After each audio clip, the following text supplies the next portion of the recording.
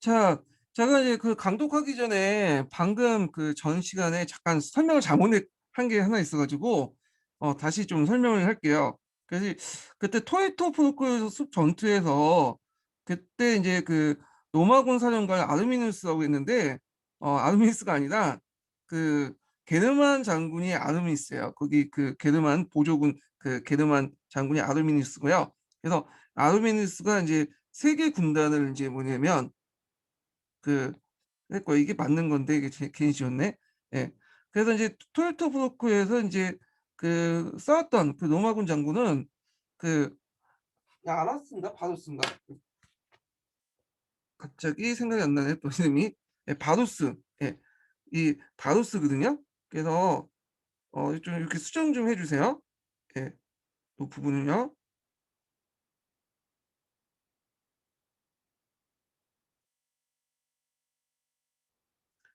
그래서 이제 그 아르미니우스가 아니라 바루스예요. 바루스. 예. 그래서 이 바루스가 그 로마군 장군 이름이고요. 그다음에 아르미니우스는 그 밑에 있었던 보조군의 게르만족들을 이끌었던 그 장군 이름이고요. 예. 그래서 아르미니우스의 그가 로마군 세계 군단을 이 토이투프루크 전투에서 격파했다. 이렇게 해서 좀 수정해 주시면 좋을 것 같아요. 예. 자, 그러면 강독 이제 들어가죠.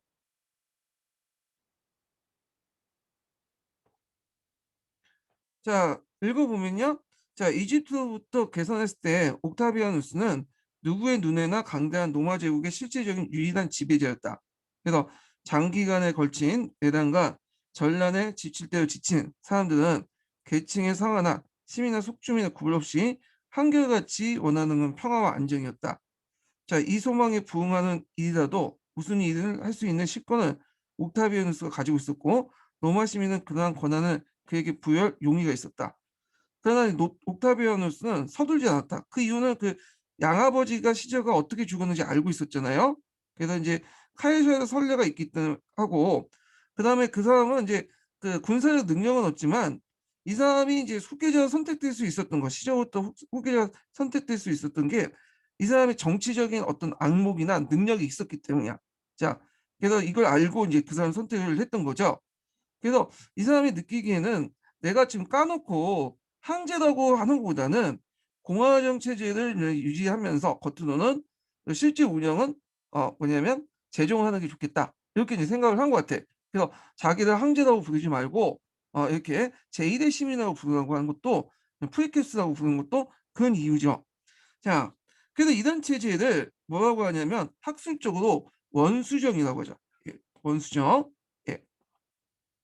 그래서 이 원수정은 공화정 체제를 유지하면서 실질적인 재정으로 운영하는 체제를 얘기한다.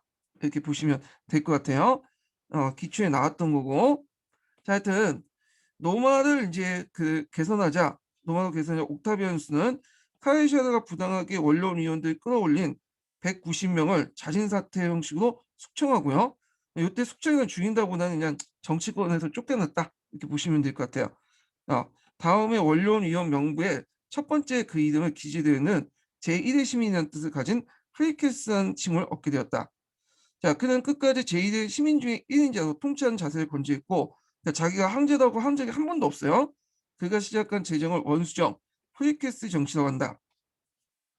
기원전 27년 옥타비아누스는 평화와 질서를 회복했다는 이유로 그가 그동안 지녔던 모든 비상대권 원료 반환을 하였죠. 자, 근데 이거는 상징적인 거지 실제로 비상대권 원료원에게 준 건 아니에요. 예, 원료원도 이 사람도 눈치가 백단이죠. 이거 물론 헌신 받긴 받았지만 실제적으로 이제 자기한테 준 게 아니고 상징적이라는 걸 의미를 알고 있기 때문에 괜히 받았다가는 안 되겠다 생각을 한 것 같죠. 그래서 원료는 다시 그에게 여러 가지 이제 중요한 거는 다시 돌려줘요. 돌려주는 식으로 이제 하는 거죠. 그러니까 원료부터 쉽게 말하면 추인을 받았다 이렇게 보시면 돼요. 그러니까 합법화 시켰다. 원료를 통해서 추인을 받아서 자신의 권력을 합법화 시켰다. 정당화 시켰다. 이렇게 보시면 되겠죠. 그중에 제일 중요한 게 군대 지휘권을 포함한 속주 관리 통제권이죠. 어, 그래서 이거는 군대와 재정을 아울릴 수 있는 권한이죠. 그리고 이제 원료부터 무슨 칭호를 받게 되냐면 아우구스투스라는 조롱하다는 의미죠. 그래서 원래 아우구스투스는 그 황제의 의미가 아니었어요. 그냥 종칭이에요. 근데 이것이 나중에 이제 뭐냐 황제의 의미로 바뀌게 된 거야. 황제의 의미로. 자, 그래서 이로부터 로마의 제정이 시작됐으며 옥타비아누스는 그 아우구스투스로 불려지게 되었다. 그리고 나중에는 이제 아우구스투스가 옥타비아누스 부를 때 자연인의 의미에서 불려졌지만 나중에는 황제의 일반 명사, 대명사로 이제 불려지게 되죠. 예. 자, 그럼 근데 여기에서는 이제 그 황제라는 친구보다는 아우구스투스란 개인, 옥타비우스 개인의 의미예요. 예전에 한번 시험 문제 나올 때 그 사람 이름 쓰는 거 있죠? 옥타비누스를 쓸 것이냐, 아우구스투스를 쓸 것이냐 가지고 논쟁을 했는데 둘 다 맞아요. 예. 그래서 둘 다 맞다고 했어. 그 채점관 그 제가 들리는 소문에 의하면 결국 아닌 거 가지고 싸울 필요는 없어요. 자, 하여튼 아우구스투스 그리고 옥타비누스는 기원전 31년부터 계속 집정관이 임명되어 있었으나 23년 그 대신 평민으로부터 선출한 호민관직을 택하였다. 물론 매년 정당한 선거 전철 밟아서이다. 근데 뭐 99%의 찬성을 해서 이제 들어갔으니까 상관없죠. 예. 자, 그래서 이제 호민과 집정관보다는 평민회보다 호민관직을 택했다는 건 뭘까요? 좀 약간 자기를 낮췄다 이렇게 보시면 될 것 같아요. 근데 실질적인 실권은 다 그 사람이 갖고 있어요. 자, 그래서 이제 형식적으로 본다면 아우구스투스는 대외적으로 속주에 대한 통제권과 대내적으로는 호민관의 권한, 그리고 프리키스는 원수 그 원로 원 위장격인 건이라는 공화정의 합헌적 오도 있고 그 실질적으로는 황제로서 군림한 통치 형태였다. 이게 중요하죠. 그래서 공화정이라는 형식적 틀 속에서 뭐냐면 실제로 황제로 군림한 하였던 것이다. 이렇게 보시면 될 것 같아요. 원론 위장격, 호민간, 그 다음에 속주 어떤 속죄의 권한까지 이런 것까지 다 아우르는 그 명실상부한 황제였다 이렇게 보시면 돼요. 자, 그 물론 그 배경에는 노마 시민과 속주민의 아우구스트에 대한 정폭적인 지지와 신임이 있었지만 실제로 그게 제일 기반이 됐던 건 아까 말한 군대와 재정의 통제권이죠. 이게 원수정의 권력에 대한 통제야. 예. 그래서 모태똥이 예전에 그런 말을 했잖아요. 권력은 군대에서 나온다. 근데 그 군대를 유지하기 위해서는 뭐가 필요해? 돈이 필요한 거야. 예. 그래서 군대와 재정은 분리된 게 아니라 서로 연결돼 있어요. 예. 그러면 당연히 이제 이 사람의 개혁의 초점 방향은 군대와 재정을 어떻게 관리하느냐, 그리고 재정이 바탕이 되는 속주를 어떻게 관리하냐. 이게 제일 뭐냐 중요한 국정 과제겠죠. 자, 그러면 이제 그 다음 단락을 보면 두 번째, 세 번째 단락을 보면 자, 요거는 이제 그 아우구스투 시대 때 로마 군제 개혁 관련된 내용이죠. 일단 아우구스투 시대는 로마 군제는 그 당시 마리우스의 지원 병제를 받아들였어요. 그래서 형식적으로 남아있는 진병제를 아예 폐지시켰죠. 물론 예전부터 없어졌긴 했지만, 예. 근데 제도적으로 형식적으로 남아있는 걸 폐지시켰고요. 그래서 마리우스 지원병제를 일종의 제도화시켰다. 이렇게 보시면 돼요. 그리고 이제 최종적으로 25개 군단, 레기온이라고 하죠. 예. 그래서 덕후들은 좀 아쉽고요. 그래서 25개 레기온을 구성된 정규 군단은 이탈리아 출신과 속주민 로마 시민으로 충원되었으며 근무 연한 20년이었으나 그다음에 충원이 어려울 경우에 경험자로 필요한 충원이 어려움과 경험자의 필요도 엄격히 지켜지지 않았다. 그래서 이제 주로 이제 이탈리아 출신이었지만 속주의 로마 시민도 구성됐다. 이렇게 보시면 될 것 같고요. 그래서 이제 구성은 근데 나중에 시간이 지나면서 실제로 속주민들이 채워져 나간 거야. 이거는요. 자, 그다음에 아우구스투스는 그냥 정규 군단과 맞게 수적으로 맞먹는 보조군도 따로 이제 설정했어요. 네, 보조군. 이 보조군들은 이제 정규 군단을 이제 뭐 지원해주는 부대인데 정규 군단이 보병이라면 보조군은 기병이나 뭐 군수 이런 사람들이에요. 그래서 앞에서 이제 아르미니우스 이 사람도 이 보조군 출신이야. 이 보조군 출신. 그래서 이제 보조군은 속전으로 구성된 보병과 기병으로 근무 연한이 25년이었고 제대 후 로마 시민권이 부여되었다. 예. 그래서 이제 있고 주로 이제 기병 중심으로 구성돼 있다는 거 이런 것도 좀 기억을 해두시고요. 자, 그다음 아우구스투스는 속주를 원로원과 나누어 통치하기도 하고 치안이 불안하거나 반란 내지 야만족의 침입 많은 군사적 위험이 많은 속주들은 자기가 이제 직접 관할을 하죠. 황제 관할을 하고 좀 안전된 그 시칠리아 같은 곳은 원로원이 관할하게 하죠. 그리고 거기에서 이제 속주에서 나온 것들은 자기 황제 직할 속주는 거기 재정은 황제 재정으로 들어가게 되고 원로원 속주에 들어온 그 원로원 속주에 있는 그 시칠리아에 있던 그 재정들은 공공 재정으로 이렇게 들어가게 되고 이런 식으로 이제 또 나눴죠. 자, 아우구스투스는 군의 정치 개입을 방지할 목적을 겸하여 이탈리아 군대를 주둔시키지 않고 속주에만 뭐냐면 배치하여 군당장 같은 고급 지휘관은 황제와 원로원 계층에 직접 임명하고 임기도 1년 넘지 않았다. 그래서 이제 정치 개입을 방지하기 위해서 이탈리아에는 군대를 주둔시키지 않고요. 예. 자, 그러면 군대를 주둔을 시키면 안 돼. 이게 하면 전혀 군대가 없이 어떻게 움직이냐 그렇게 했는데 앞에서 여긴 안 나왔지만 친위대는 있어요. 네. 자신의 친위대는 여기 왜 나머지 앞에서 얘기한 정규 군단은 주둔시키지 않는다는 거야. 네. 정규 군단은 어디로? 속주에만. 그래서 그 당시 25개 군단 있죠. 예, 이것은 속주에만 주둔시키고 요거는 앞에 한 거는 야전 군단하고 똑같은 거예요. 동일한 거예요. 예. 어떤 분이 이거 계속 따지더라고. 야전 군단 맞냐, 정규 군단 아니냐. 근데 그는 번역사의 차이고 이게 야전 군단의 의미가 서양사 강인가 강자인가 거기에 나와 있어. 예. 제 기억으로는. 자, 하여튼 그 다음에 이제 군단장 같은 고급 지휘관은 황제가 원로원 계층에서 직접 임명하고 임기도 1년 넘기잖아요. 1년을 왜 넘기지 않을까요? 넘기면 거기에서 이제 거기 있는 정규 군단들과 서로 밀접하게 관련돼 갖고 얘들 통제할 수 있죠. 그래서 자기 군대를 만들 수가 있잖아. 그걸 막기 위한 거야. 예. 자, 이건 군사 개혁을 이제 했다. 이렇게 기억을 해주시고요.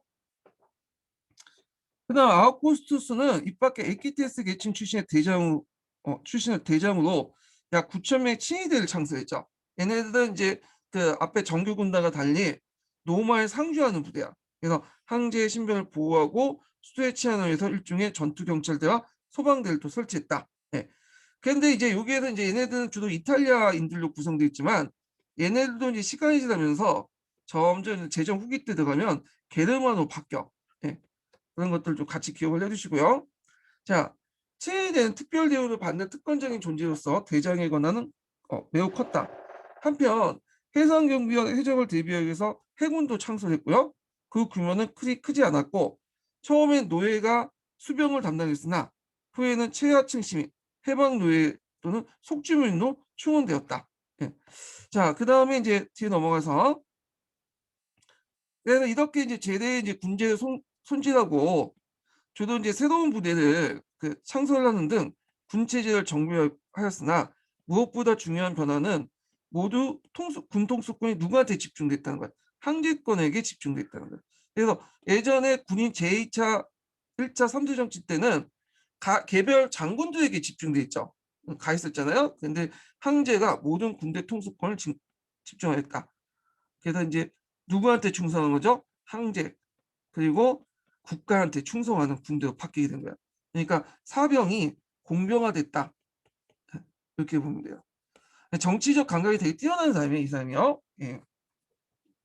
자, 하여튼 원로원이나 민회는 물론이고 집정관이나 법무관도 이제 군에 관한 사항을 일체 간섭할 수 없게 되었고, 그 다음에 군대를 이제 군장별 본국과 그걸 연금을 마련하려면 자원이 필요하죠. 그래서 군사 금고를 만들어.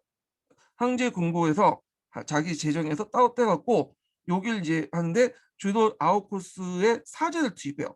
예, 사제들. 그래서 자신의 황실 재정에서 떼어서 뭐냐면 군대에 예, 공급을 줬다. 아니면 연금을 줬다. 예, 이렇게 보시면 될 것 같아요.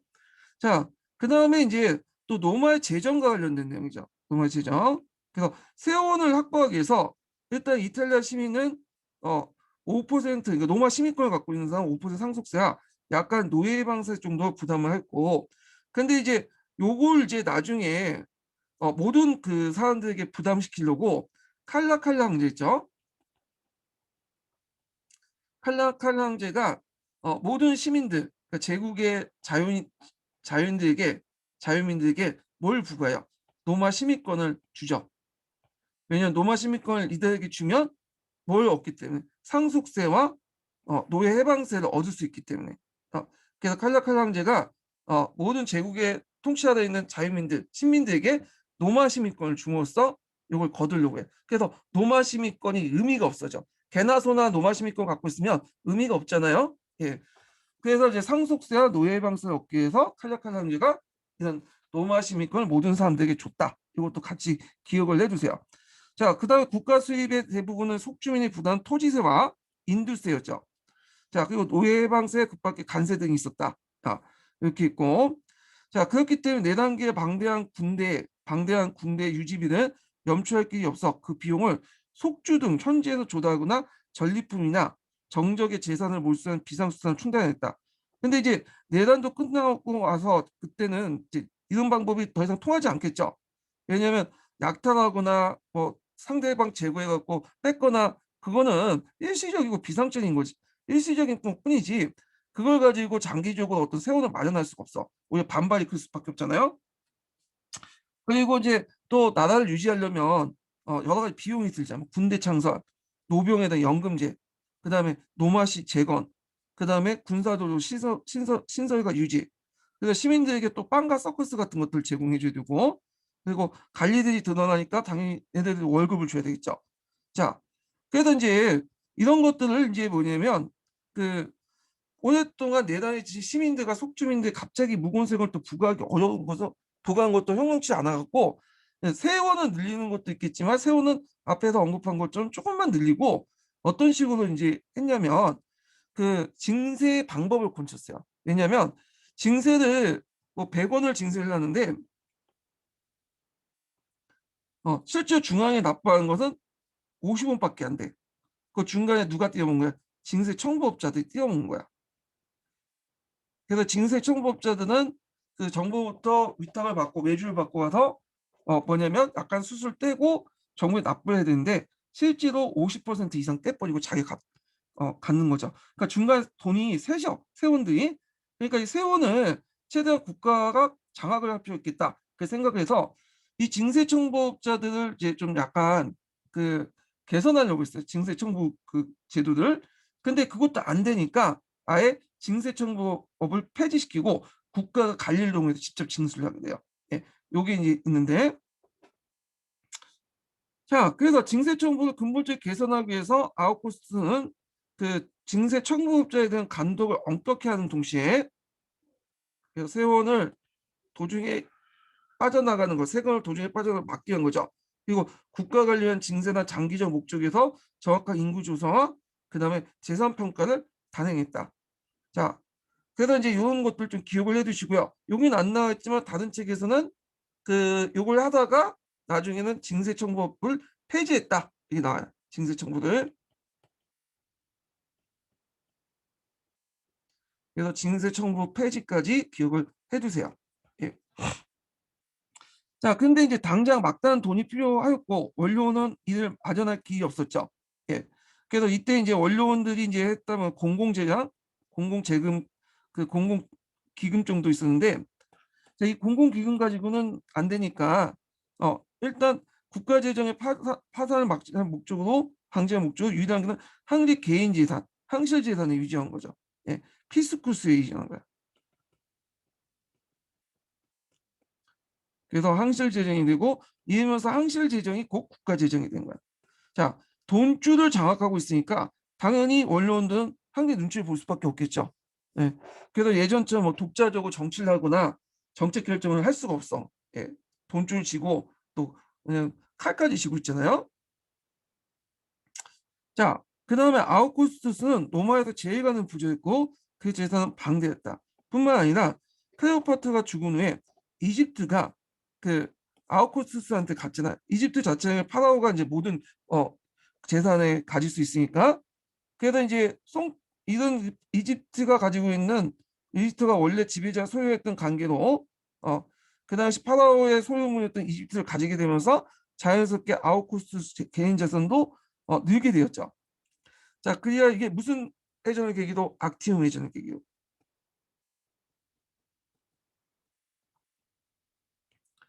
자, 그리야 원료는 여러 번 아우구스트에게 청원하여 필요한 돈을 얻어내곤 했다. 자, 아우구스트 역시 자진의 공공 지출을 부담하였고 시민들을 위한 흥행도 개인 재산을 여러 번 거행했다. 이렇게 황제 개인 재산에게 국가 재정을 의존하게 되니 원료는 자연히 황제에게 직할하는 속주의 수입에 관여할 수 없게 되어 이를 취급한 금고 이 피스코스가 황제 개인 재산을 다른 다른 얻게 되었고 원료는 강제하는 속주로부터 수입을 수납하는 국군은 자연스럽게 황제의 감독을 또 받게 되었다. 자, 그래서 피스코스의 황실 재정이 강화되면서 원료원도 그 돈을 이제 타가니까 당연히 원료원이 관장하는 그런 그 국고도 뭐냐면 자연 황제의 관리 감독하에 들어가게 되는 거죠. 그래서 이하여 이제 아우구스투스는 그 재정 면에서 없어져서는 안 될 존재가 되었으며 국가 재정은 황제 재정과 다름없이 다른 바가 없었다. 자, 그래서 이제 이렇게 있고요. 그 다음에 뒤에 노마의 평화는 첫 부분은 그 당시 이제 아우쿠투스의 뭐냐면 외부 활동을 이제 얘기한 거 대외 활동. 내정은 잘했는데 이 아우쿠스가 그 외정은 못했어요. 군사적인 어떤 역할이나 이런 것들은 못했어. 상대적으로. 앞에서 언급했지만 그 아우쿠스는 그 군사적 능력이 뛰어난 게 아니에요. 예. 그 사람은 정치적 능력이 뛰어난 거지.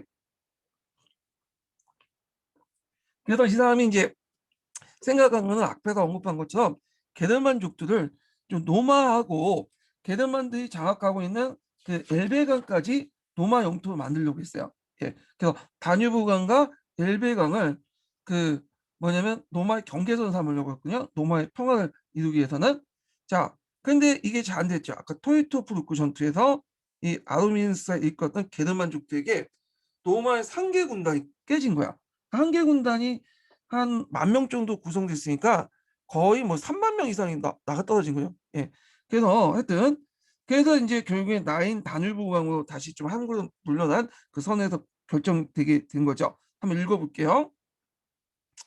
자, 아우구스투스는 대체로 이미 획득한 정복지에 만족하고 정복 내에서 평화와 질서 회복을 힘을 기울이려고 성공하였다. 그는 북방의 게르만족을 노마할 생각으로 그 생각은 없었으나 제가 말을 잘못했네. 게르만족들 노마할 생각이 없었다는데 제가 잠시 착각한 게 있어요. 네, 이거 좀 수정해 주시고요. 자, 하여튼 게르만족들 노마할 생각이 없었지만 노마의 평화를 위해서 다뉴브강과 엘베강을 로마상에 경계삼으로 했어요. 예, 앞부분은 좀 수정해 주시고 그렇지만 그래도 다뉴브강을 따라 헝가리, 유고슬라비아, 불가리아, 흑해북만 방면으로 진출하였다.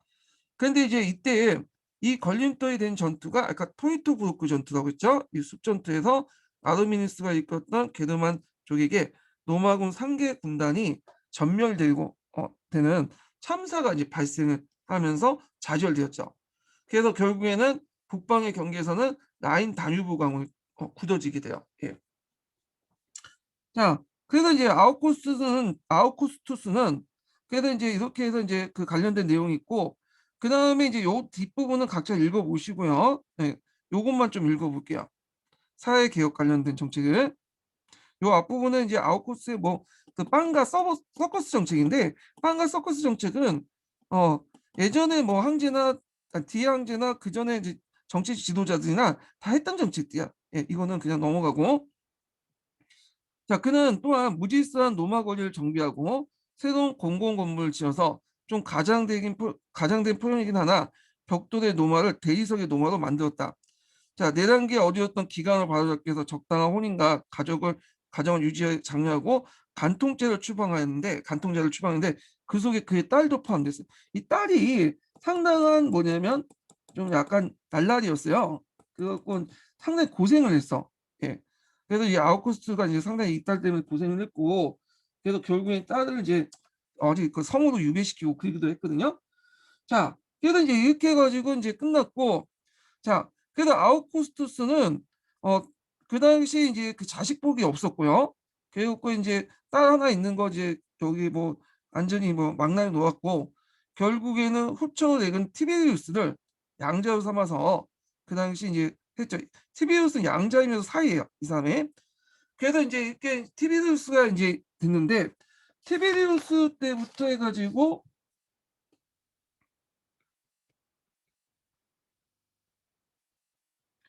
티베리우스부터 해서 칼리쿠라, 그 다음에 클라우디우스,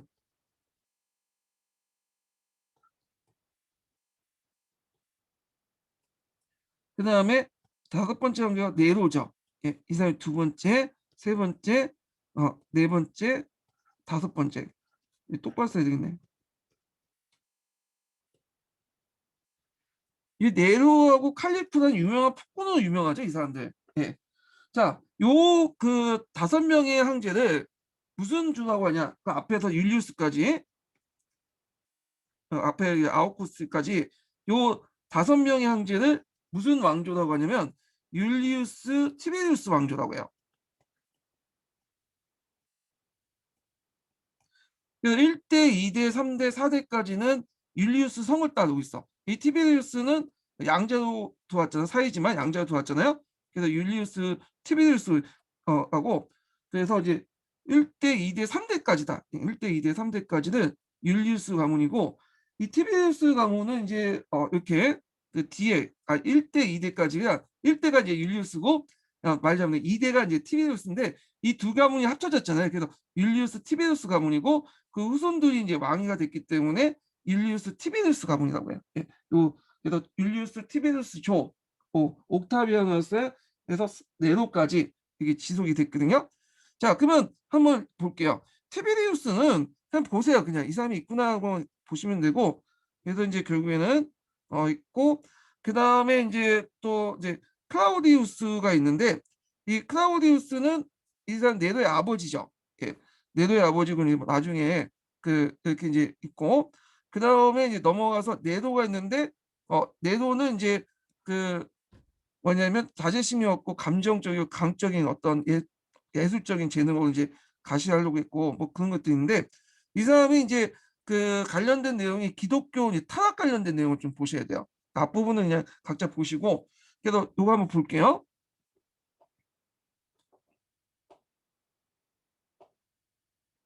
원래 네로는 그의 아버지 클라우디우스가 친부가 아니에요. 원래 친부가 아니고, 그 원래 이제 그 어머니가 아그리파인데, 이 아그리피나가 첫 번째 그 남편하고 낳은 아들이 네로야. 근데 이제 재혼하면서 클라우디우스가 재혼하면서 데리고 왔죠. 그래서 일단 이제 자식이 없다 보니까 네로를 이제 제일 안 친 거죠. 그리고 이제 이렇게 있고, 심지어는 이 아그리파가 이 네로를 안 치기 위해서 남편조차도 독살했다고 해요. 이 클라우디우스도 독살했, 독살했는데, 자, 그럼 네로의 정치를 좀 볼게요.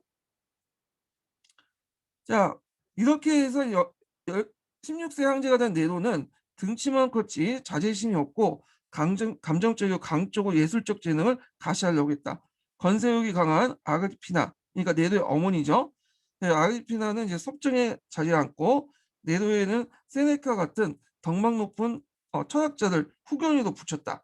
그러나 성년이 가까워지면서 모후의 간섭이 귀찮아진 네로는 그들 살해하고 세네카를 살해하고 이어 아내 옥타비아를 죽이고 요부 폼페이아와 결혼했으며, 이 발음하기도 힘드네.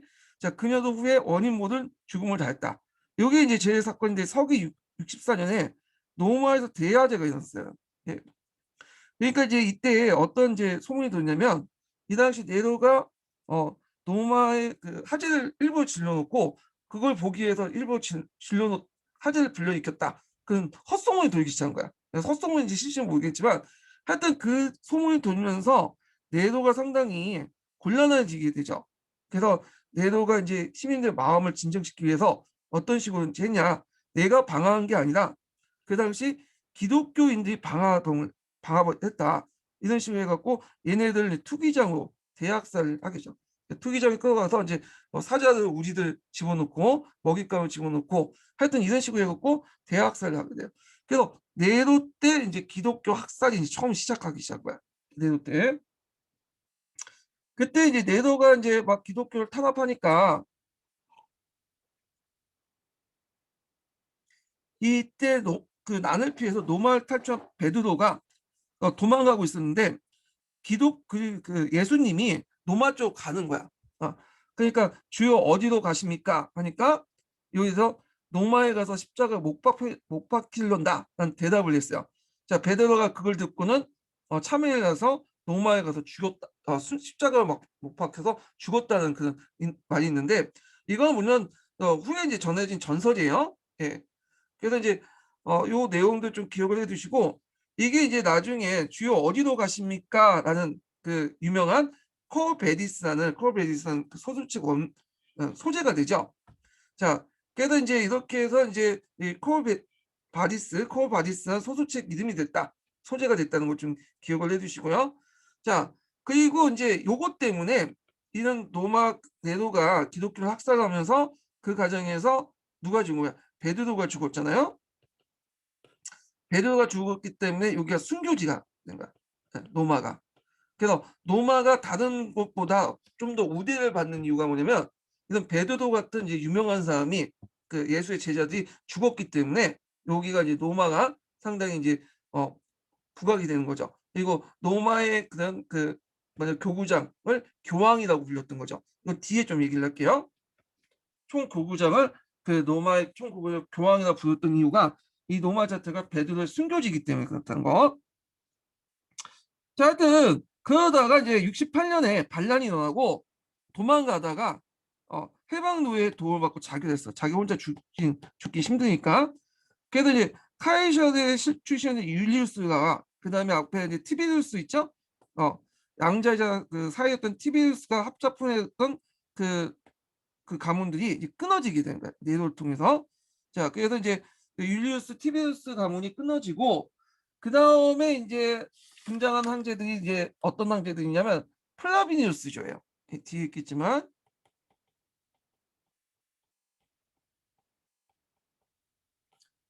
자, 이 플라비누스의 대표적인 사람은 이제 뭐 한 3명 정도 되는데 베스파시아누스 황제.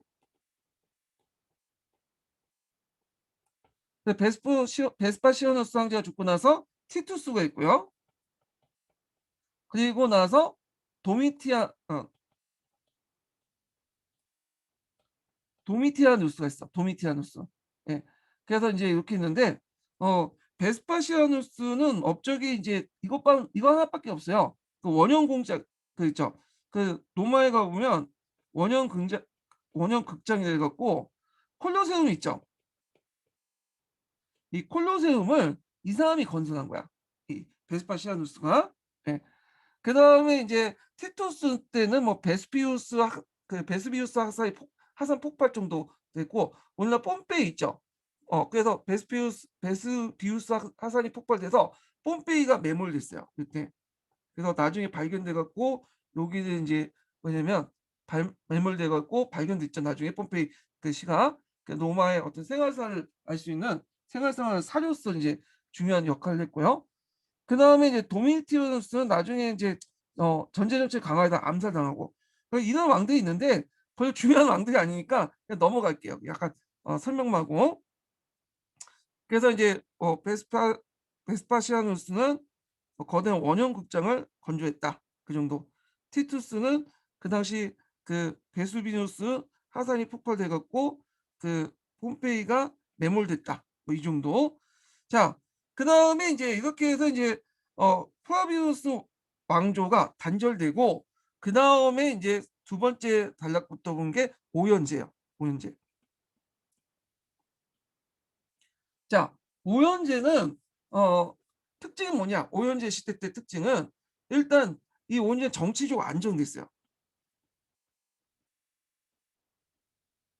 그리고 군사적인 어떤 현상 유지 정책이 이제 이루어졌고 그다음에 세습제가 아니라 추대제예요. 추대제. 음. 음.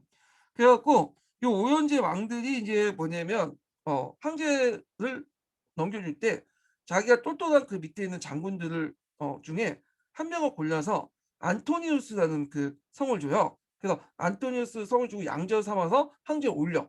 그래서 오연제 가문을 뭐냐면 안토니우스주라고 해요. 얘네들이. 자, 이런 식으로 해갖고 이제 그 뭐냐면 추대하는 방식으로 했는데 마지막으로 이제 마르크스 아울리우스 황제는 그렇지 못했죠. 자기 아들에게 줬잖아요. 예. 자, 하여튼 이렇게 있고 그래서 이 시기 때 이제 제일 노마가 번성해서 노마의 평화를 이뤘다. 팍스 노마가 이루어졌다. 이런 것도 좀 기억을 해주시면 돼요. 그럼 그 5명의 황제는 어떤 황제들이냐? 뭐 상식적으로 좀 외워두세요. 네르바 첫 번째고 두 번째가 트리아누스. 그 다음에 세 번째가 하드리아누스. 네 번째가 안토니오 피우스야. 안토니우스 피우스. 그 다음에 다섯 번째가 마지막으로 이제 마르쿠스 아울레니우스 황제. 예. 이렇게 이제 5명의 황제가 있는데 예전에 시험 문제 나왔던 황제는 누구냐면 트리아누스예요. 트리아누스. 그리고 이제 트리아누스 때 로마가 최대 영토를 확대했어요. 그래서 로마의 최대 영토를 확대했다. 예. 그래서 이제 그 당시 다뉴브강을 건너서 잠깐 지도를 좀 보여줄게요.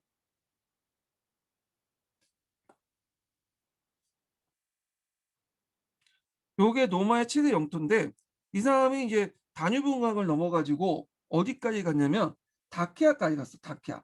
예. 그래갖고 이 당시 이제 다뉴브강이 넘어가서 다키아까지 진입을 했거든요. 여기가 다키아죠. 다키아가 지금 어디예요? 예. 루마니아. 예. 여기. 예. 여기까지도 갔다. 루마니아까지도 진학을 했고 그래서 다키아는 지금 루마니아 일부인데 여기를 이제 속주로 했고요. 그 다음에 이제 아프리카까지 이제 확대죠. 그래서 이쪽 지역이 누미디아 지역인데 이 지역까지 장악을 했던 거예요. 네. 그래서 최대 영토를 확장시켰다 이렇게 보시면 돼요. 어마어마하죠. 근데 이제 문제는 이게 영토가 확장되면 좋을 것 같지만 실제로 여러 가지 문제점이 있어. 그 많은 영토들을 그 지키려면 뭐가 필요해? 군대가 있어요. 군대가. 곳곳에 군대를 배치시켜야 될 거 아니에요. 그래서 국경선이 길어지고 멀어지면 그만큼 군대 주둔 비용이 많이 늘어나잖아. 수도 많아지고. 그러면 재정에 압박이 들어와요. 그러니까 팽창 정책에 한계가 부닥친 거죠. 자, 그러니까 이제 뭐냐면 하드리안 누스 때부터는 팽창보다는 형상 유지 정책을 하게 돼요. 그래서 팽창 정책을 포기하고 방어 위주 형사 유지 정책을 하게 되는데 그래서 이제 브리타니아 그중 잉글랜드와 스코틀랜드 북쪽 지역에 경계선에 하드리안 누스 장성을 만들고 그다음 파르티아 화약을 맺고 메소포타미아 남부 지역을 포기해버려. 그리고 아르메니아 지역은 직접 통치하는 곳은 보호구 승격을 시키고요. 자, 그래서 이제 이런 정책 변화가 일어났다. 그 다음에 안티니우스 피우스는 안토니누스죠. 안토니우스 피우스는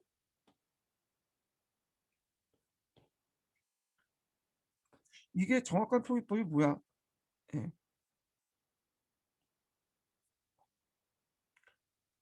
자, 안토니우스 피우스는 니우스네. 자주 쓸게요. 외국어 발음이 해갖고.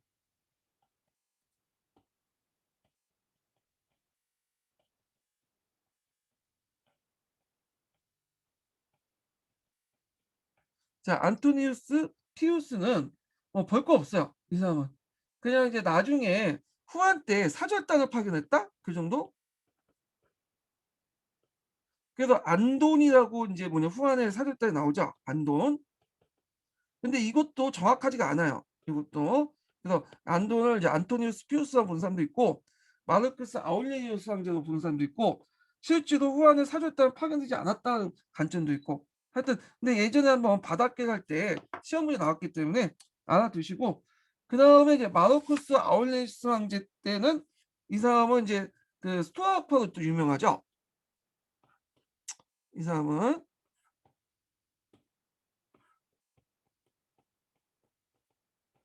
스토아파의 천인황제로 유명해. 황제이면서도 철학자야. 예.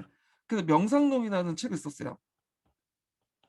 근데 이제 나중에 게르만이 침입해 오니까 병경방위 도중에 이제 전사를 했고, 그리고 그의 아들이었던 코모두스에게 넘기죠. 그래서 예전에 인제 추대제에서 세습제로 인제 바뀌면서 오연제가 끝나. 예. 코모두스는 되게 무능한 사람이죠, 이 사람은.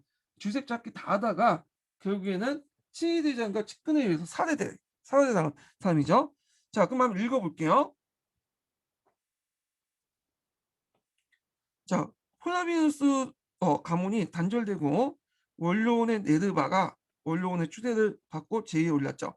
그는 제위를 올랐을 때 65세의 고령이었고 아들도 없었기 때문에 상게르만의 총독이었던 티라누스를 양자로 삼아서 후계자로 지명했죠.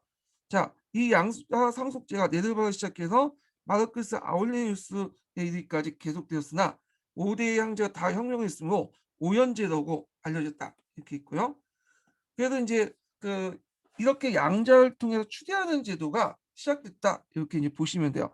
근데 이제 어떤 사람들은 이거는 어쩔 수 없었다. 왜냐면 그 4 명의 형제가 우연찮게 아들이 없었다는 거야, 아들이.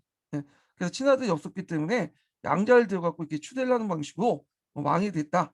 황제를 계승했고, 마지막에 마르크스 아울레니우스 때는 아들이 있었기 때문에, 코모두스가 있기 때문에 코모두스에게 왕위를 넘겨준 것뿐이다라는 견해도 있어요. 뭐 우리 그런 견해까지는 참고 삼아 알아두시고, 자, 트라누스는 위대한 군인 동시에 혁명한 황제였다. 내치에 있어서 경제 부흥에 힘썼고 대외적 영토 확장을 했는데 직접 다뉴브강을 넘어서 다키아, 이 누마니아 일부죠. 이걸 속초로 만들었고, 아프리카의 누미디아의 폼페이와 더불어 그 누미디아에서는 폼페이와 더불어 로마의 도시 모습을 가장 전해주는 유적을 남게 된 식민지 타무카티를 건설했다. 타무가디를 건설했다. 다시 동쪽으로는 아르메니아, 메소포타미아, 아시리아를 로마의 속주로 삼아서 로마 영토를 가장 크게 확대했다. 이 티라누스 때죠. 이거 예전에 기출문제 나왔으니까 기억을 해주시면 돼요. 로마 영토를 최대로 확대한 사람 티라누스. 앞에 그 지도를 로마 최대 영토 이거 티라누스 때 확보했어요. 그다음에 티라누스를 계승한 하디아누스는 이렇게 확장 정책에서 다시 방어 정책, 형사 유지 정책으로 바뀌죠. 자, 하디아누스는 교황 있는 황제로 유능하고 평민에 대한 관리 등용을 길을 확대시켰고, 과거 법무관의 결정을 통해서 통일하여 과거 법무관의 결정을 통일해 법조를 만들었으며 원형 극장의 흥행으로 시민들을 즐겁게 했다. 그 역시 변경에 대한 관심이 컸으나 전대 팽창 정책을 포기하고 방어 위주의 정책을 전했다. 왜냐면 돈이 많이 들어. 그래서 곳곳에 군대 다 유지하고 하려면 로마 재정이 뒷받침하지 못하는 거야.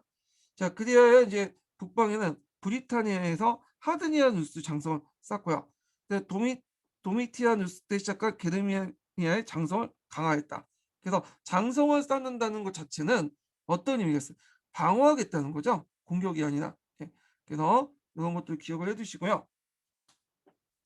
자, 그다음 한편 동방에서는 전부터 노마를 괴롭혔던 파르티아와 합약을 맺고 메소포타미아 남부를 포기하고요. 아르메니아를 직접 통치하는 것은 보호국으로 승격시켰다. 자, 이때 이제 안토니우스 피우스가 등장하는데,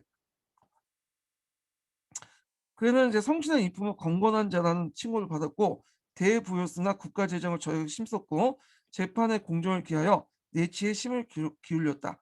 자, 그의 양자가 되어 제2호는 마르크스 아울리누스 왕자는 스토아파의 천인학자로서 천인황제는 철학자이면서 황제인 거야. 예.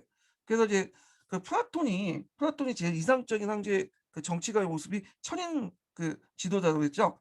천인황제가 그 모습이죠. 그래서 이 사람은 명상록을 남겼다. 그러나 변경의 정세는 그로 하여금 철학적 명상에만 장기 내버려 두지 않았다. 파르타인이 내습하고 무서운 전염병이 이탈리아까지 만연하고 북방에 게르만족들이 침입이 있었다. 그의 자신이 이 방면에 출정하다가 싸움터에서 병사했다. 자, 이렇게 변경이 소란스러운 것도 예감이 좋지 않은 일이지만 이를 막기 위해서 아울레니우스가 일부 민족의 노마 영내 정책과 그의 노마군 입대까지 허용했던 것은 노마의 변경 방비 태세가 금이 된 것을 말한 것이다. 자, 이때부터 이제 조금씩 뭐냐면 어 게르만족들이나 이런 사람들이 저희 노마군에 입대를 하기 시작해. 예. 그러면서 노마의 변경 경비 태세가 금이 가기 시작했죠. 예. 자, 그래서 이제 게르만족 같은 일부 민족들이 이제 노마의 용병으로 들어서 군인으로 들어가면서 조금씩 붕괴되기 시작하는데 이게 가속화된 게 디오클라티우스 황제 때요. 예. 요건 뒤에 이제 좀 읽어보기도 하고요. 자, 관련된 내용을 한번 찾아서 이제 서강자에서 찾아서 좀 볼게요. 예. 자, 서강자 51페이지 보고 음, 어, 51페이지부터 읽어보죠. 서강자.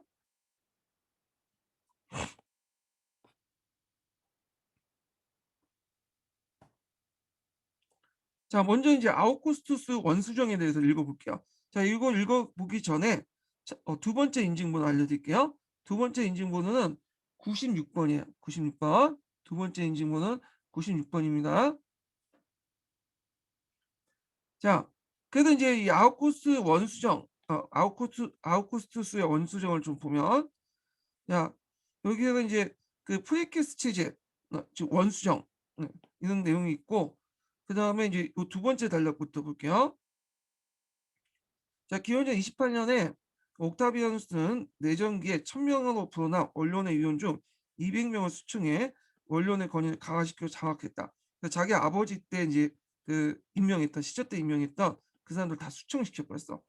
그래서 그는 기원전 27년 초에 원론에 나가 국가를 원로원과 노마인민에게 이양한다 선언했지만 원로원은 옥타비아누스에게 아우구스투스에게 라는 명예칭과 총독의 임페리오 예전에 이제 대권 있죠. 이거를 10년 임기로 부여하면서 군대가 주둔하고 있는 시스파니아, 갈리아, 시리아, 이집트에 위험하지만 경제적으로 이렇게 풍요한 지역들의 속주를 맡겼어. 자, 그리고 이제 18년 다시 200명을 수청해서 원래 600명 정도 유지하게 되죠. 자, 이로써 원로는 아우구스투스 통치하에 체제를 강하고 지지하는 기관이 되었다. 그러니까 어용 기관이 되었다 이렇게 보시면 돼요.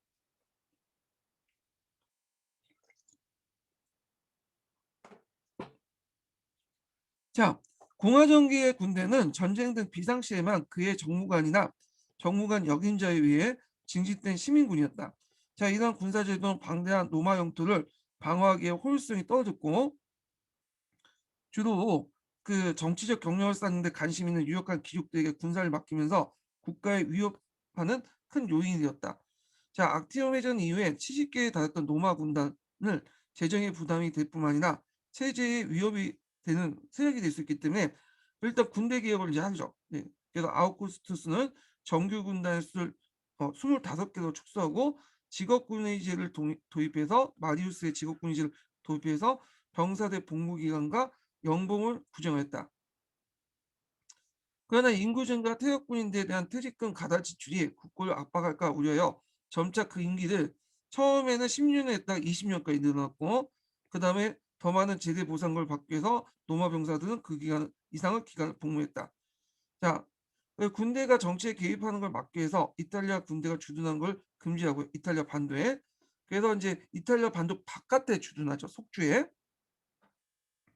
군단장은 임기가 1년을 원료원 신분 중에 아우구스투스가 직접 임명했다.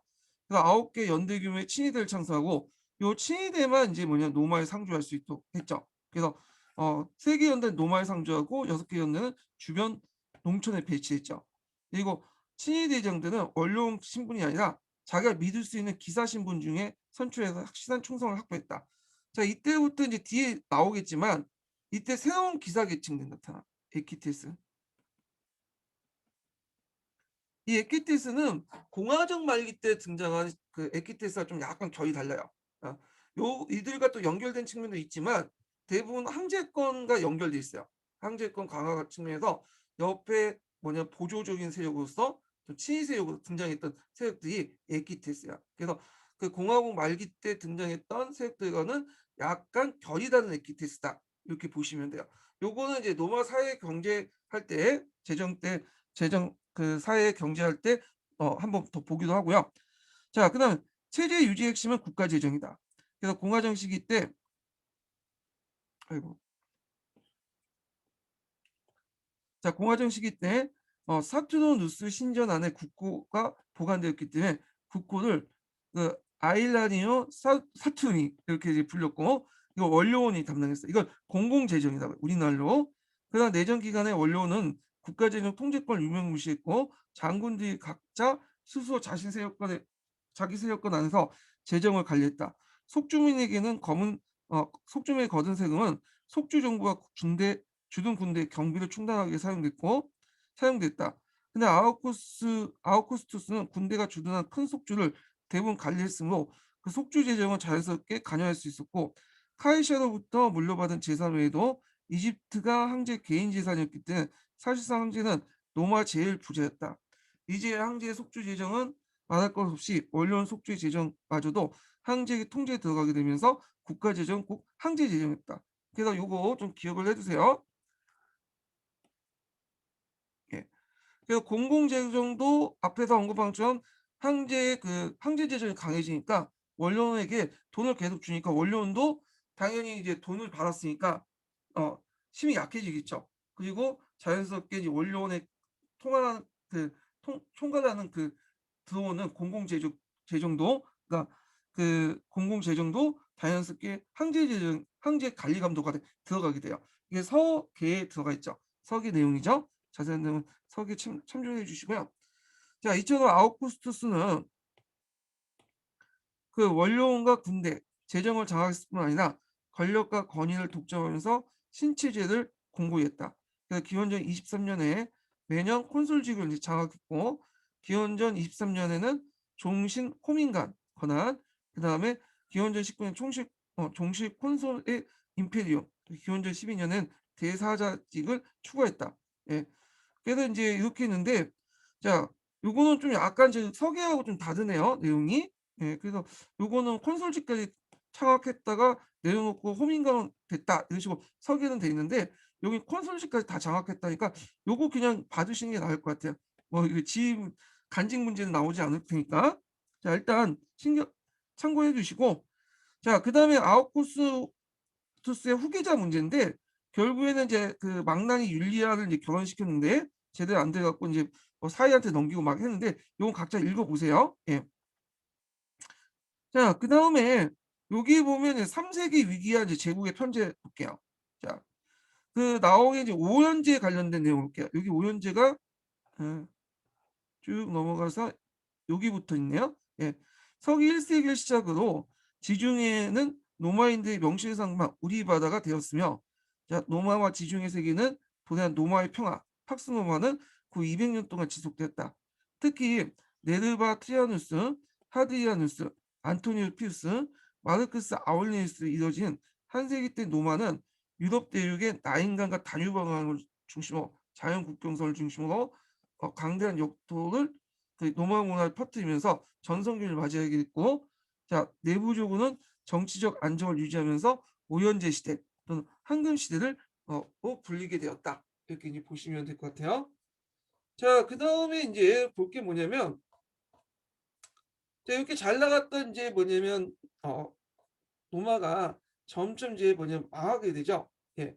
그래갖고 이제 군인왕제 시대로 넘어가는데, 요거부터 이제 좀 읽어볼게요. 이게 중간에 그 상업과 경제 관련된 내용이 있는데 요건 좀 건너뛰고, 예, 요거는 뭐 그렇게 중요한 것이 아니기 때문에 저기 군인왕제 시대하고 관련된 내용 읽고 좀 넘어갈게요. 자, 몇 페이지 펴보시냐면 서기에 사회경제 부분은 좀 이따 읽을게요. 예, 군인왕제 시대 관련돼서 읽고 그 다음에 어, 읽어보죠. 자, 그러면 이제 군인왕제 시대가 나오는데, 군인왕제 시대는 예전에 기출에 잠깐 언급됐었어요. 군인왕제 시대. 네. 그래서 이제 이걸 좀 보는데, 자, 군인왕제 시대 전에 그 뭐냐 세베루스조가 있어요.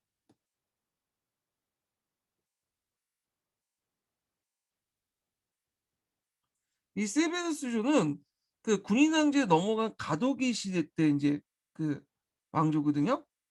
근데 이거는 이제 로마 정통 왕조가 아니라 시리아 계통의 왕조예요.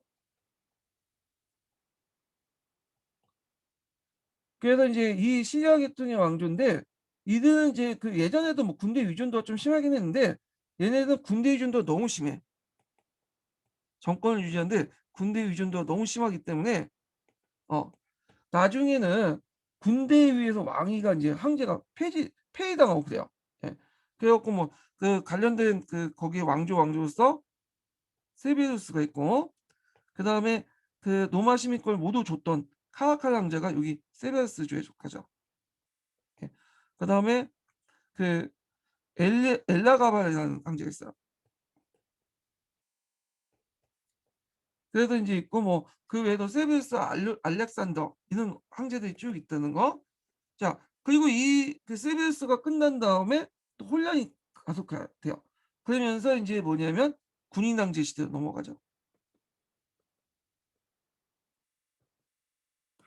그러니까 군인왕제 시대는 그 50년 동안 20 명의 황제가 교체됐어요. 그래서 대개 인제 3 세기부터 3 세기 중엽에서 말까지죠. 정확하게 235 년에서 284 년. 그래서 이 군인 황제 시대 때 이 속주 군단의 사령관을 자기 황제에 올리고 이거 황제가 마음에 안 들면 그냥 갈아치고 또 새로운 황제 올리고 황제도 한두 명이 아니야. 곳곳에 황제를 칭하는 사람들이 많기 때문에 되게 혼란한 시대였다. 그래서 50 년간 26 명의 황제가 즉위를 했던 시기고요.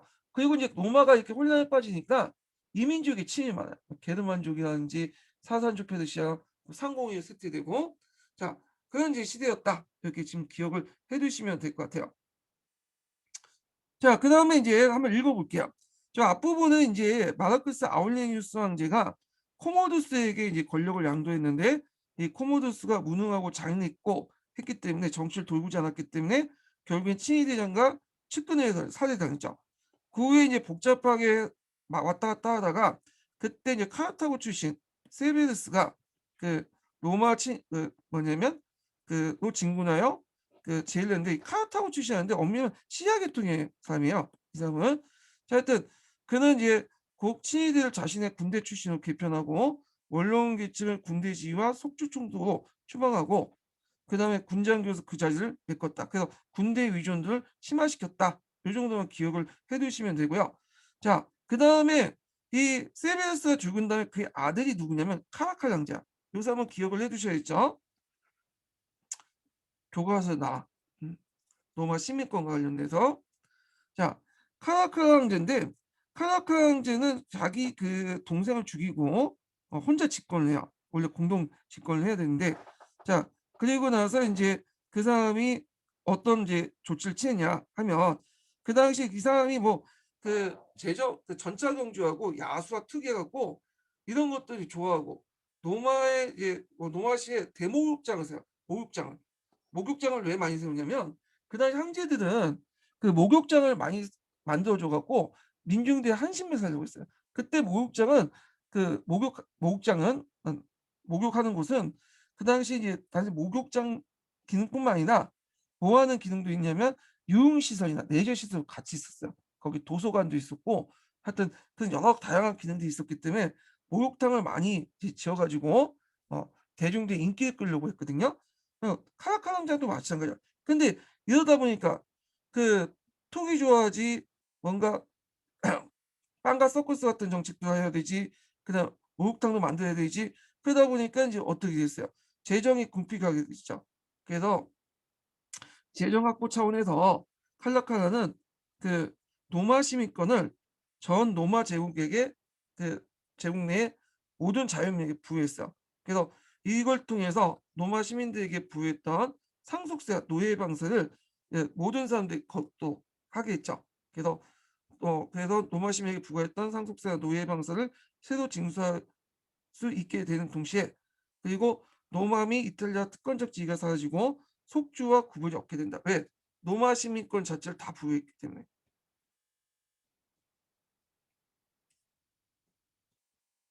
그리고 로마 시민권의 의미가 없어지죠. 라틴 시민권의 의미도 없어지고 자, 그다음에 칼라카라 황제가 이제 죽고 나서 뭐 이 사람도 또 군대에 살해되고 그 후에 여러 이제 황제들이 있는데 이제 쭉 넘어가고요. 그리고 인제 세베르스 알렉산더 끝난 다음에 이 사람이 죽고 나서 등장한 것이 군인 황제 시대야. 여기 때까지. 그럼 군인 황제 시대를 한번 좀 읽어 볼게요. 자, 세베르스 알렉산더가 죽은 후 약 반세기 동안 26명의 황제가 번갈아 가면서 제했다. 그래서 3 세기 중엽에서 후반 정도 되겠죠. 자, 그들은 전부가 군대에 의해서 옹립된 군사령관 출신으로 군인 황제로 불려졌으며 25 명이 살해되거나 전사하는 등 비명이 죽었다. 자, 그래서 인제 이렇게 있고 그다음 보면 자, 이때 이제 로마 제국의 큰 혼란과 무질서로 가져온 것은 두말 나위가 없었고 이와 동시에 밖으로 위험도 증대됐다. 그래서 동방에서 오랫동안 로마를 괴롭힌 파르티아를 대신해서 사산족 패드 시아가 등장했어요. 그래서 동방의 국경선을 위협했으며 다뉴브까지 아이다에서 나일강에 이어지는 북방 경계선도 게르만족이 끊임없이 침해했다. 자, 그래서 인제 이때 이러한 상태에 직면해서 로마의 군제도 바뀌어질 수밖에 없었다. 그래서 로마 시민권 소유자로 구성된 정규 군단조차도 인제 속주민들이 대거 입대하게 되고 그래서 예전부터 이제 속주민을 채워 나갔지만 이때 더 인제 들어왔다고 보시면 돼요. 그리고 칼라카랑 의 시민권 확대 그 경우에 더욱 강화됐다. 그래서 이 칼라카라 황제가 이제 가지고 있는 속주민도 이제 로마 시민권을 얻었잖아요. 그러니까 정규 군단에 더 들어가고. 자, 그래서 이것은 군대 내 비무명화된 병사로 비중이 커졌다는 걸 의미하며 자, 이것은 국경선에 배치된 군대의 경우에 그런 경우에 더 심했다. 아예 그냥 주변의 주민들까지 충원하고 생활 근거지를 마련해 주고 군인직을 아들에게 세습시켰다. 자, 그래서 인제 있고 자, 이렇게 되면서 인제 어떤 문제점이 등장하냐면 예전에도 속주민들이 그 군대에 들어오긴 했어. 근데 이때 이제 속주민들은 한 명 한 명씩 들어왔죠, 개인별로. 예. 그래서 얘네들은 비록 이제 이민족 출신이지만 나름대로 이제 노마군과 같이 생활하면서 노마인화가 됐거든요. 그러다 보니까 큰 문제는 없었어요.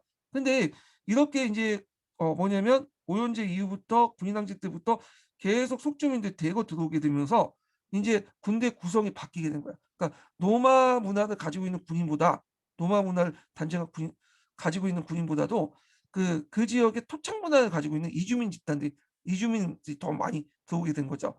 그중에 게르만들이 많아, 게르만족들이.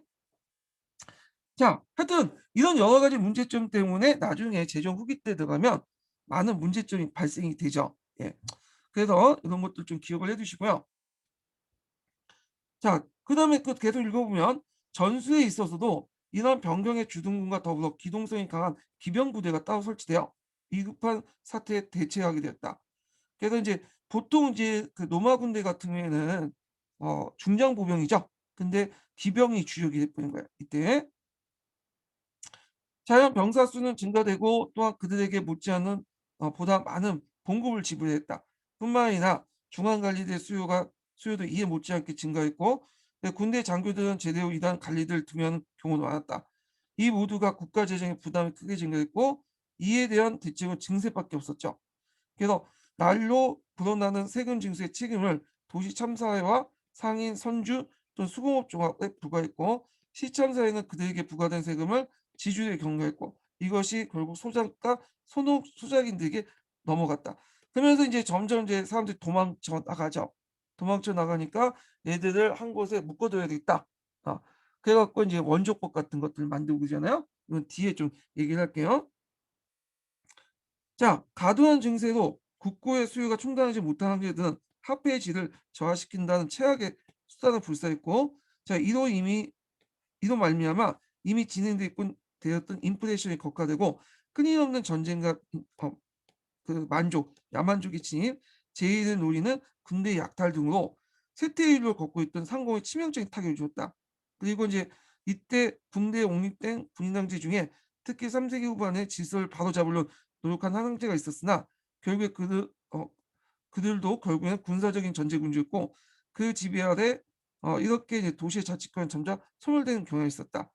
자, 그래서 인제 이렇게 내부의 혼란, 외부의 침입 그리고 그로 인해서 여러 가지 증세 그다음에 도시 경제나 자연 경제 도시 경제가 쇠퇴하고 자연 경제로 이렇게 돌아가는 그 형상들이 이제 이미 군인왕제 시기 때부터 이제 등장을 하기 시작했다.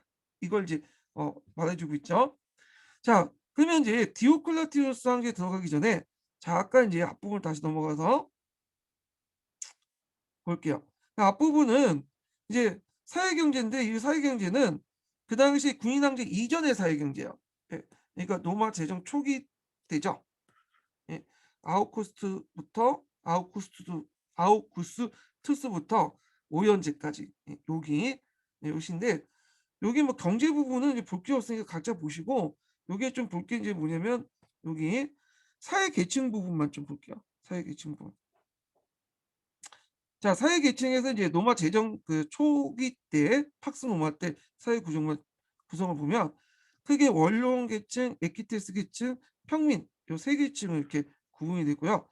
그래서 원로원 계층들은 가계를 보거나 재산을 보아 가장 으뜸가는 귀족적인 계층으로 집정관이나 법무관, 감찰관 등 고위 정무관직을 독점했고 그 임기가 끝나면 자동적으로 원로원 이윤이 되었다. 대부분 속주의 총독이나 군단의 지휘관 역시 그들로부터 임명되었고요. 자, 원로원 옛부터 다름없이 한세 자문기관으로서 국정에 참여하는 위험을 갖고 있었고 아우구스투스도 이들 존중하였으나 재정의 성립과 더불어 원로원과 그의 위원 계층은 전적으로 황제에 의존하게 됐다. 그래서 실질적으로 황제의 거의 시다바리도 떨어졌다. 이렇게 보시면 되죠. 그 다음에 중간층이 뭐냐면 에키테스 계층이야. 자, 이때 이제 에키테스는 제2계층이죠. 그래서 이때 이제 제2계층으로 그러니까 원로원 계층 밑에 있는 계층으로 공식적으로 인정받고 새로운 발전의 기회를 발견했다. 그다음 일정한 재산을 가져야 하며 신분 포시하는 반지를 낄 수 있었다. 그는 속주의 징세제도 개혁으로 인해 절대적인 간할권 상실했으나 이때 속주의 징세제도 개혁이라는 건 아우구스투스가 저 청부권 징세 청부 제도를 폐지했다고 했죠. 그래서 이런 것들이 그 당시 이제 에키테스의 큰 돈줄이었는데 이런 것들을 이제 상실했다는 의미예요. 그렇지만 이제 각종 법원이나 그다음 배심원, 군장교, 황제 재정 관리 그리고 이집트 같은 특수한 속주의 총독으로 임명되었다. 그래서 이제 그 아우구스투스는 어떤 면은 원로원에게 형식적으로 상위 신분의 명예와 위용을 부여하고 했지만 실제의 권한은 이 에키테스 계층이 더 줬어요. 그래서 얘네들 신임하고 그들을 문무요직에 등용해 수족같이 부렸다. 그래서 황제의 개인 재산 이집트 총독은 반드시 에키테스 출신을 임명하고 노마시의 곡물 공급이나 친위대 역시 그들에게 맡긴 걸 좋은 일이다. 그래서 이때 에키테스 계층들은 뭔가 이제 황제권과 연관돼서 새롭게 이제 부각된 계층이에요. 그래서 앞에 이제 공화정 말기 때 에키테스가 좀 다른 결이 다르다고 했죠. 그래서 저는 공화정 말기 때 에키테스 부 에키테스 그리고 요때 황제권과 연결돼 갖고 등장해서 이제 부각된 계층들 신 에키테스 이렇게 이제 제가 부르는 거예요. 구 에키테스, 신 에키테스. 근데 요거는 쓰지 마시고 시험 문제 나오면 참고거든요. 알아두세요. 예, 제가 이제 그냥 의미를 부여한 거니까. 그 다음에 이제 일반민들 같은 경우 각자 보세요. 예, 뭐 중요한 건 아니니까 넘어가고 그 다음에 노마 경제 관련된 내용도 뭐 오연제 때 노마 경제 관련된 내용도 각자 보시고요. 예, 그래도 이제 이렇게 해서 한번 쭉 넘어갔고 그 다음에 이제 몇 페이지 보시냐면 그 디오클라티누스 황제 때 보죠. 디오클라티누스와 콘스탄티누스 황제 있죠. 예, 디오클라 요 두 명의 황제는 상당히 중요해요. 그래서 이제 요 황제도 그 시험 문제 많이 나오죠. 한 두세 문제 나온 것 같아. 디오클라티누스하고 이 콘스탄티누스. 그래서 이거 이제 중요하기 때문에 일단은 제가 관련된 내용들을 좀 정리하고 나서 강독을 좀 하기도 하죠. 자, 기본 강의 펴보시고.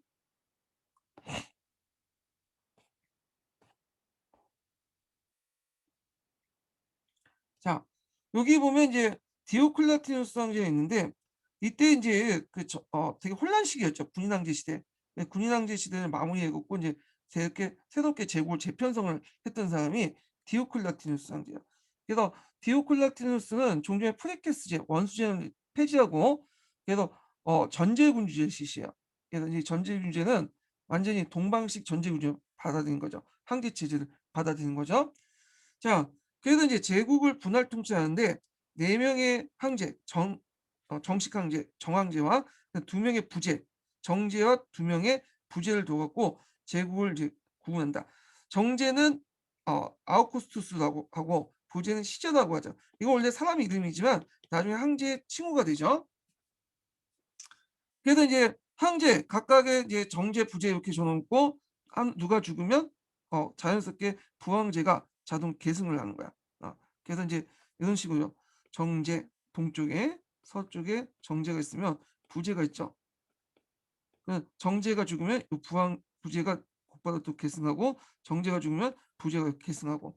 자, 이렇게 왜 했겠어요?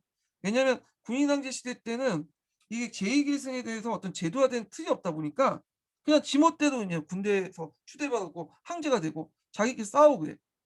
제2계승 문제 때문에. 그래서 이걸 통해서 법제를 제도화시키려고 했던 거예요. 예. 그래서 그런 그 계승을 좀 안정화시키려고 했다.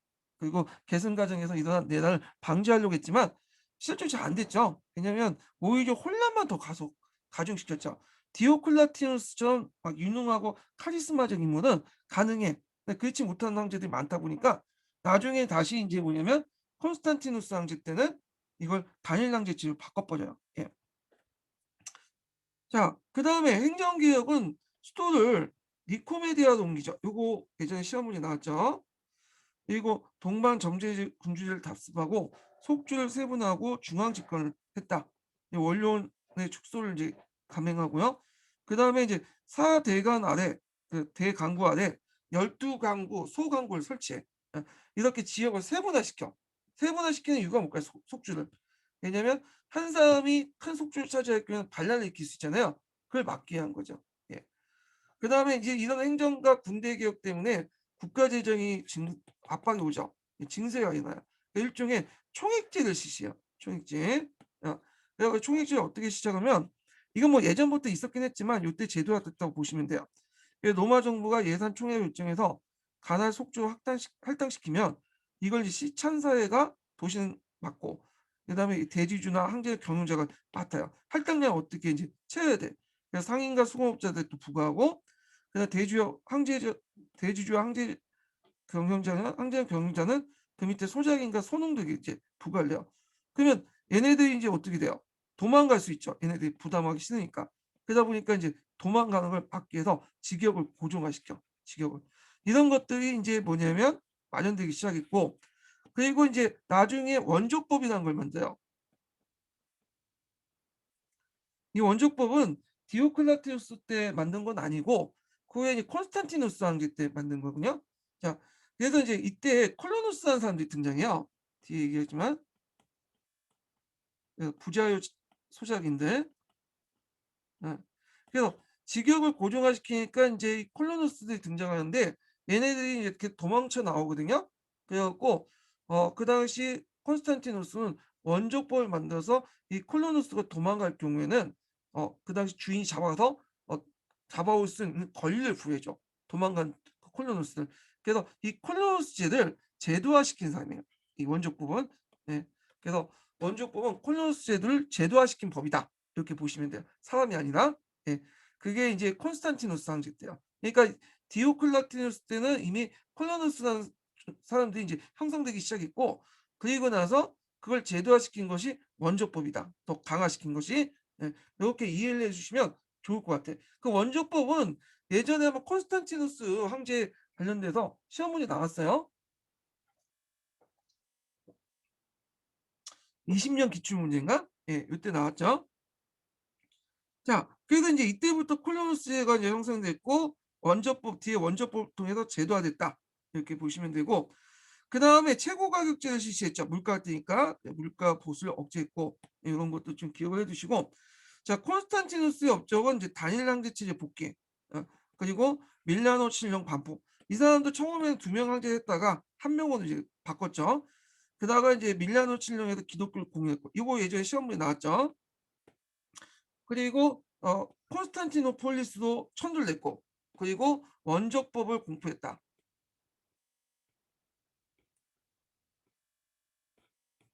예. 그 다음에 최고 가격제를 폐지했죠. 그랬던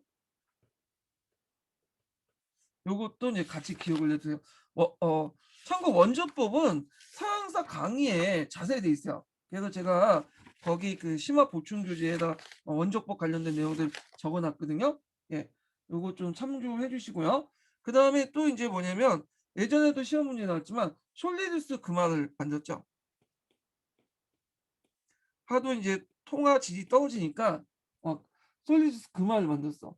그래서 예전에는 인제 은화를 사용했는데 금화를 이제 만들어 갖고 통화질을 좀 개선시키려고 했어. 예. 자, 그래서 인제 이런 업적들 경제 정책도 했다. 이 경제와 관련된 내용이 예전에 시험 문제에 나왔으니까 이 콘스탄티누스 황제 때 내용들 기억을 해 두시면 돼요. 그렇지만 인제 뭐 망한 제국은 이미 기울어졌죠. 그래서 테오도시 황제 때는 동로마, 서노마가 분열됐고요. 결국에 서노마는 이제 게노안 용병대전 중 오도 아케르에게 멸망하고 그래서 이게 서양 고대 멸망이죠. 그리고 나중에 동로마 오스만 투르크에게 멸망해서 서양 중세가 끝나죠. 그래서 서양 고대를 서양 중세를 열었던 것은 서노마 멸망부터 시작하고 그다음에 동로마의 멸망으로서 서양 중세가 끝나게 돼요. 그래서 중세의 시작과 끝을 각각 서노마, 동로마가 같이 했다. 자, 그래서 인제 이렇게 한번 정리를 좀 해 봤어요. 이렇게.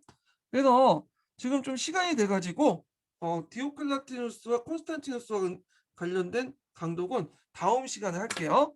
자, 오늘 수고하셨습니다.